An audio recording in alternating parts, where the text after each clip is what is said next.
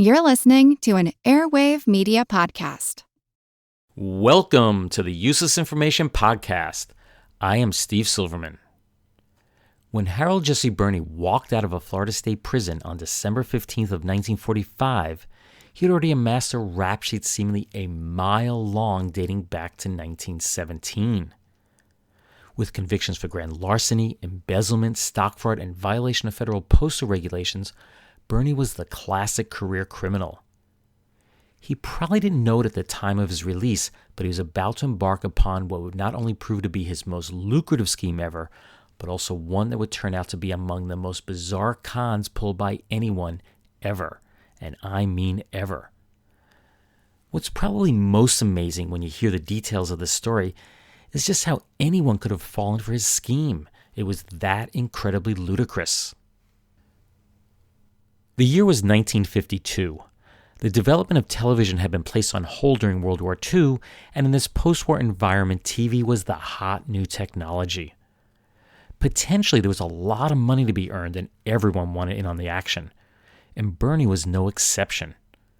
Now living in Washington, D.C., Burney placed the letter A in front of his last name and started the Aberney Corporation, whose sole purpose was the manufacture of television antennas. The 54-year-old Burney needed some starting capital, and he convinced an acquaintance, a Washington secretary named Pauline E. Goebel, to invest $500 in his new venture. That would be about $4,300 today. In March of 1953, the Aberney Corporation was dissolved, and Burney started the Telewan Corporation. Ms. Goebel had been appointed both secretary and treasurer of the two companies, although in reality her only role in either company was that of Ms. Moneybags. Now, if Harold Burney had stopped there, this would have been the story of just another failed businessman, and Ms. Goebel would have been among the countless people that made a bad investment. But he didn't. In the summer of 1953, Burney told Ms. Goebel that he was going on vacation with his wife and two children to Rehoboth Beach in the state of Delaware. What he didn't ever tell her, however, was that this was much more than a family trip. It was, at least to a con man, more of a business trip. While there, he met Pleasant McCarty and his wife and told them about a patent he had just been awarded. It was such a great invention, one that would draw endless energy from the atmosphere, that Westinghouse was in talks with him to purchase it. Assuring the couple that they could quickly triple their money, Burney convinced them to part with $10,000 of their hard-earned cash. They then took a mortgage out on their business to invest an additional $10,000. In January, Burney got them to part with another $2,000 to, quote, help meet business expenses. And like any great magician, that was the last that the couple ever saw of Harold Jesse Burney and their $22,000. Adjusted for inflation, the couple was out nearly $200,000. That's not exactly chump change. And here's where the story finally gets interesting. Burney burned through the couple's cash quite quickly and needed a new sucker to milk dry.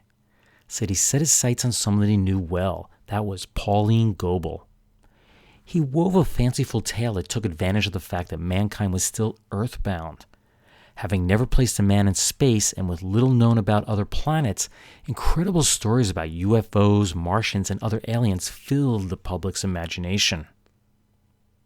While we now know that Burney was down in Delaware that previous January defrauding the McCartys, he told Pauline in the strictest confidence that he was really on a top-secret mission. It was so secret that only the White House, the top executives at Westinghouse, and a few government top officials were in the know. In revealing this information to Pauline, he warned her that she couldn't reveal what she knew to anyone.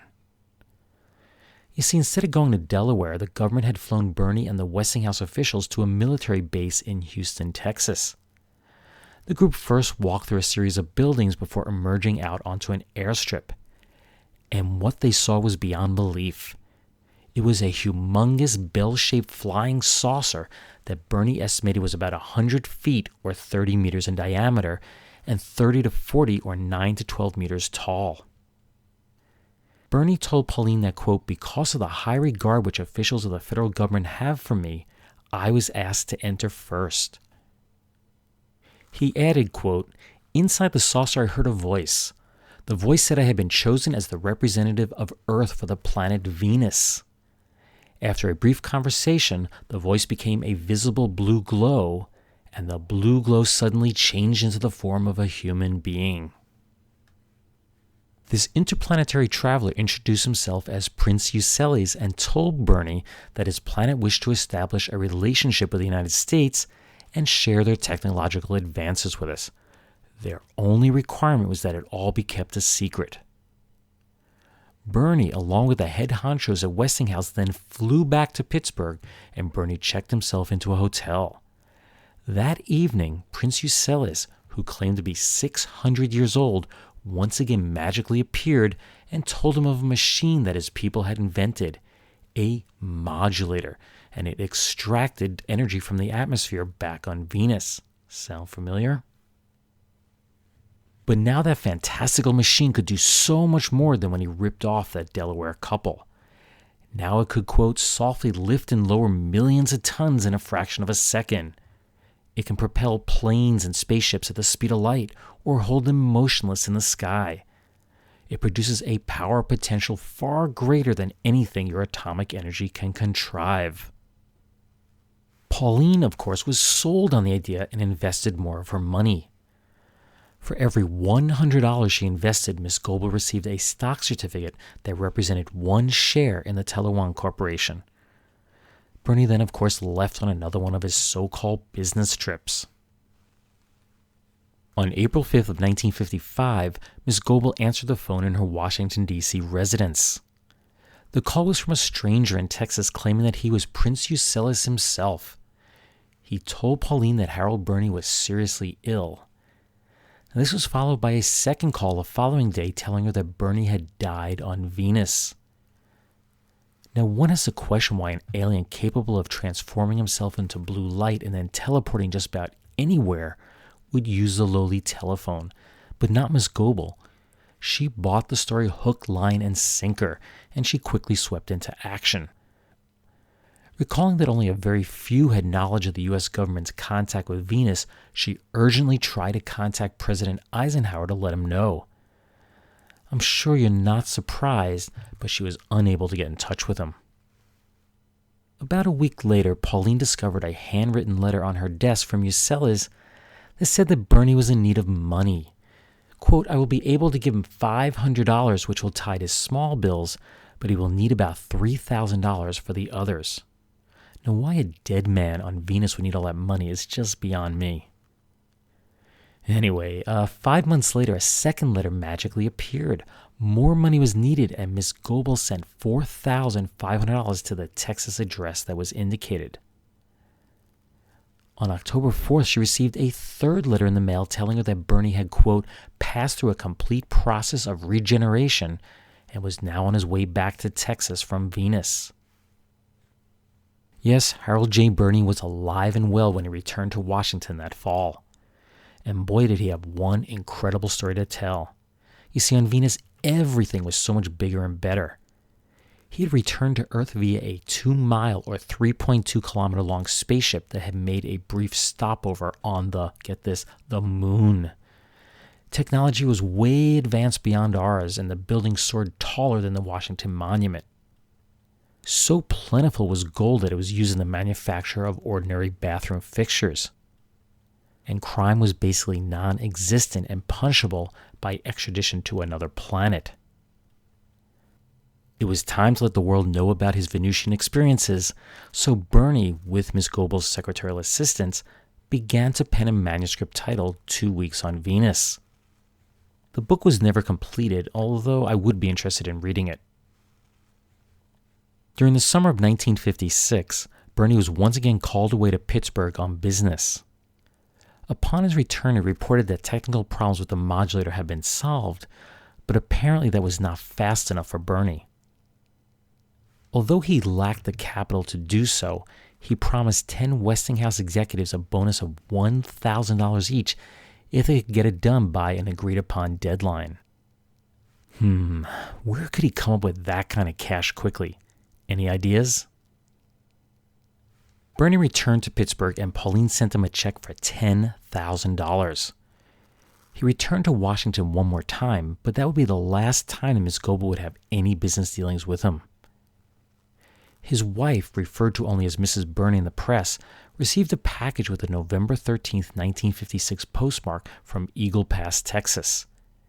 It contained Harold's wallet, about $300 in cash, all of his credentials, a camera, his watch, and a tie pin and cufflink set bearing the initials HB.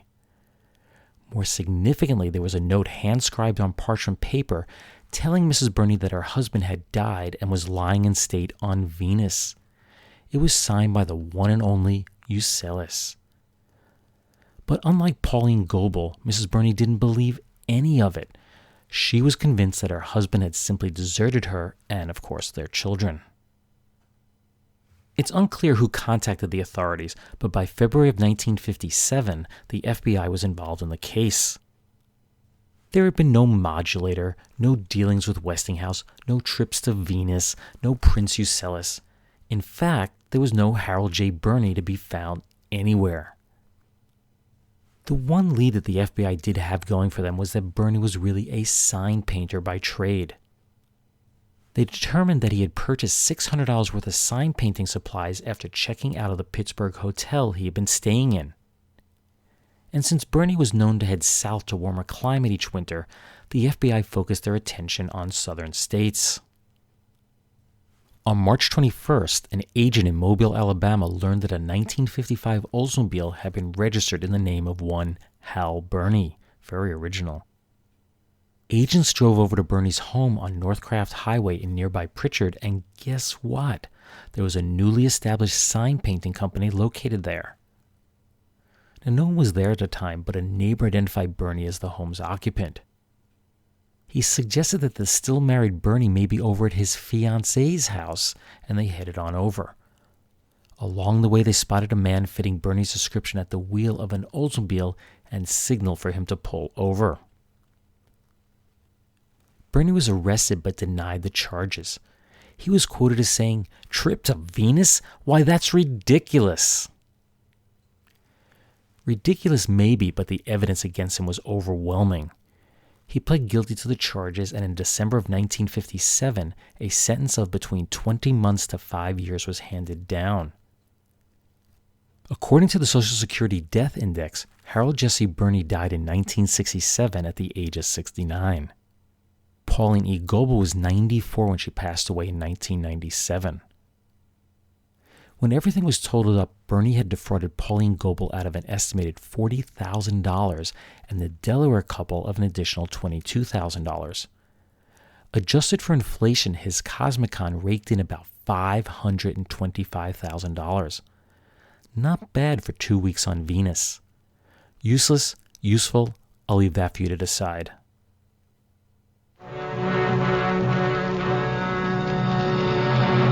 Although this has no connection at all, here is Ted Husing and the Shave-a-thon.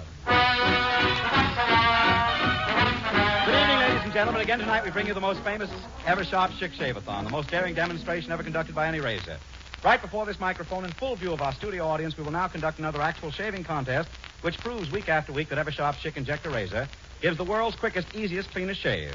In the last demonstration, an Eversharp Schick user whisked in the winner in the sizzling time of 41 seconds. Tonight, we have 6 more contestants picked at random from the studio audience. 3 of these men are from New Jersey, 1 from New York, 1 from Florida, 1 from Massachusetts. 3 are going to shave with the Eversharp Schick Injector Razors. 3 will use other well-known safety razors. Well, who's going to win tonight's big shave-a-thon? Here the contestants are out on the stage. They're all lathered up. They're at the post. They're waiting for the signal, and here it is. And they're off. And again, tonight's big shave-a-thon is on. Well, I wish you could see these 6 shavers up here tonight on the stage. They've started this race all lathered up. Now they're assembling razors over there, but look at these men here with the Eversharp Schick. They're already out in front because with the automatic blade changer, there's no blade to unwrap. All you do is pull, push, click, click, and there's a blade all ready to shave you. Fast, you said it. Smooth, right again. Easy, say, mister, it's a pleasure with this razor. And there is the winner. How do you like that? In that quick time. He must be the fastest man in the whole wide world. And, Charlie Irving, what's the official time? It's 20 seconds, Ted. And the winner is Mr. Schreier. Mr. Schreier, swell. Congratulations, sir. Now you have actual proof that with an Eversharp Schick, you not only shave faster and easier, but your face feels smoother and more comfortable. You can feel the difference. You bet. No sting, no pull. Yes, folks, for the world's quickest, easiest, cleanest shave, use an Eversharp Schick Injector Razor. 20 seconds.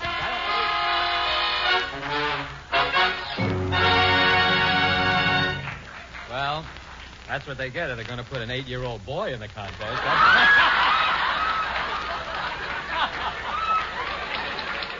Youch. Would you want to shave your face that quickly? I wouldn't want to even try it with a modern razor.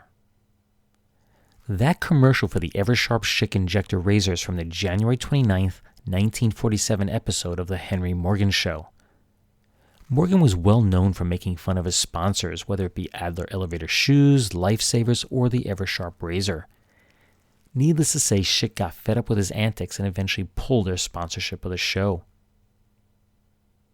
The Schick Injector Razor was invented by Joseph Schick and first marketed in 1926. The original name of the company was the Magazine Repeating Razor Company, but they were really manufactured for his company by the American Chain and Cable Company. 2 years later, Schick sold off his interest in the company to American Chain and Cable, and that was so he could focus on his new invention, what is known as the electric shaver or the electric razor. American Chain and Cable then sold Schick to the Eversharp Company in 1946. Eversharp tried for years to eliminate the Schick name from their product line since there was brand confusion with the Schick electric shavers, but they were totally unsuccessful. In the end, the electric Schick was acquired by Philips in 1982, and the Schick name phased out in favor of the Norelco branding. Schick had modeled the injector razor after the magazine cartridge system that's found in guns. You simply push the stem protruding from the cartridge into the side of your razor, pull back on the blade loader until it clicked, and then push forward to replace the blade. Hence their popular slogan, push, pull, click, click.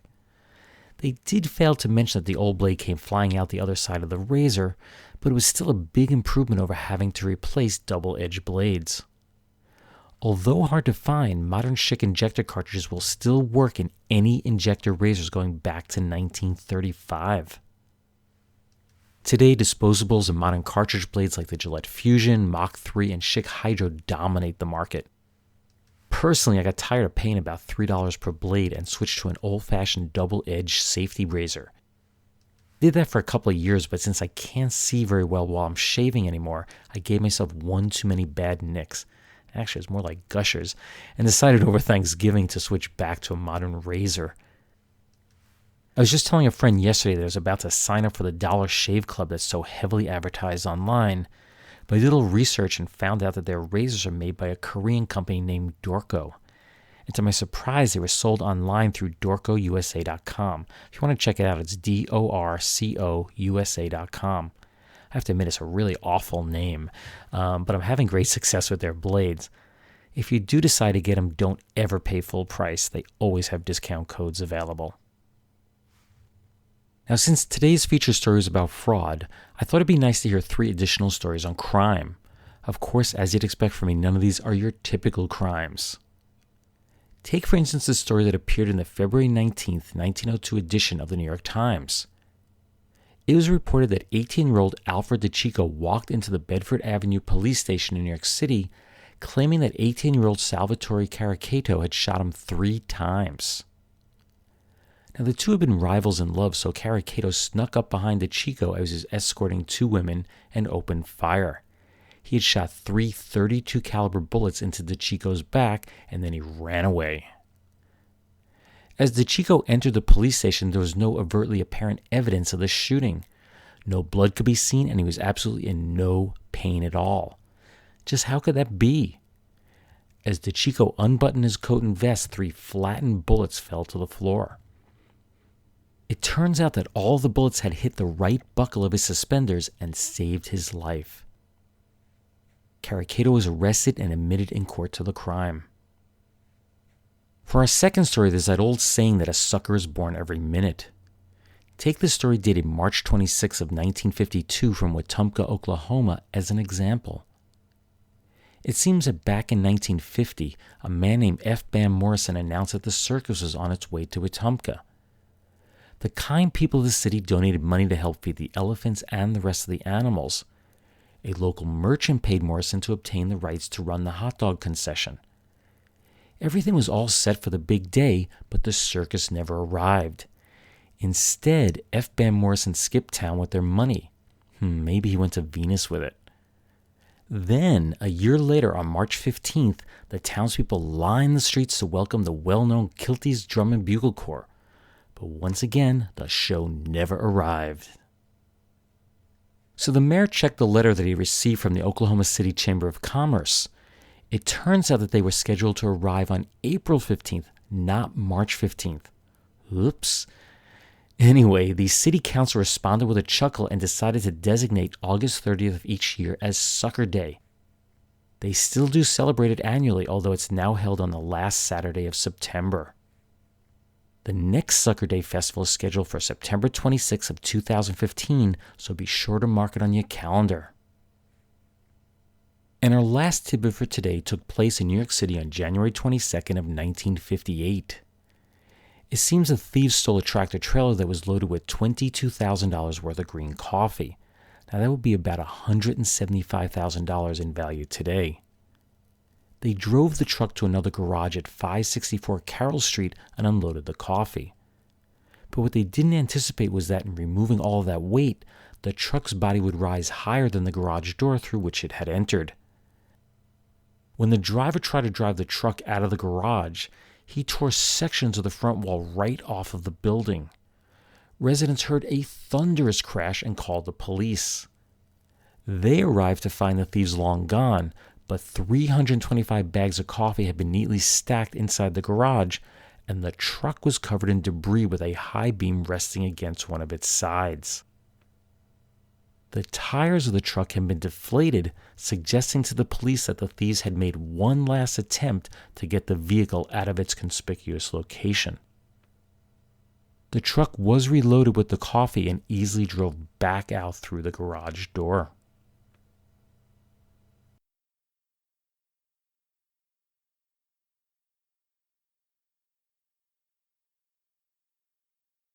Well, that brings this episode of the Useless Information Podcast to a close.